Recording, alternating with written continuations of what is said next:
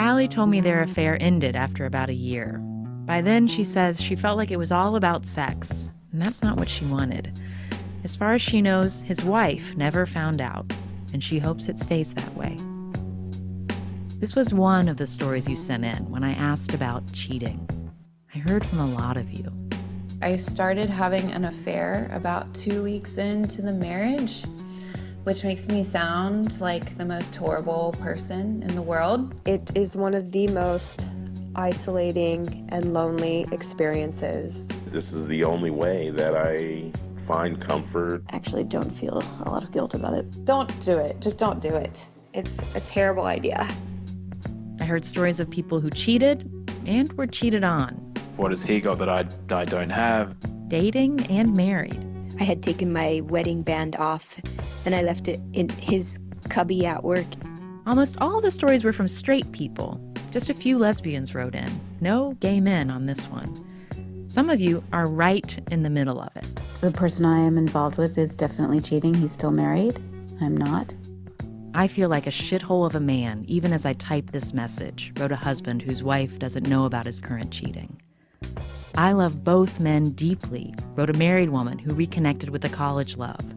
She added, is it right to have an affair? No, but I don't feel bad about what I'm doing. I had been wanting to break up with him, and so I cheated on him, and I had to break up with him afterwards. It's not the best thing to do as a human being, but I'm really happy. I don't think I would be this happy without doing it.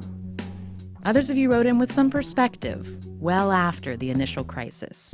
We decided to write down all the events that had taken place that we were disappointed in ourselves with, and read it together as a couple, and then lit it on fire. And since that moment, it has been incredible. The affair is like that vacuum cleaner you get as a birthday gift, Michelle says now about her wife's infidelity. You don't want it, you have a bad reaction to it, and then a few years down the line, you acknowledge how much better your life is with it. A note on sourcing. Because this is such a tender subject, and because in most cases I heard just one side of the story, I'm using first names here, and sometimes changing them completely. I'll tell you when I do that. This is Andy in Connecticut. I guess I remember one time when I had a new boss. And one of the things that my colleague had told the new boss, she said, this is one thing I'll say about Andy. Andy loves his wife very much and is very faithful to her. I didn't know where that came from. I was like, but, that was kind of the vibe. That was kind of the value I wanted to put out there,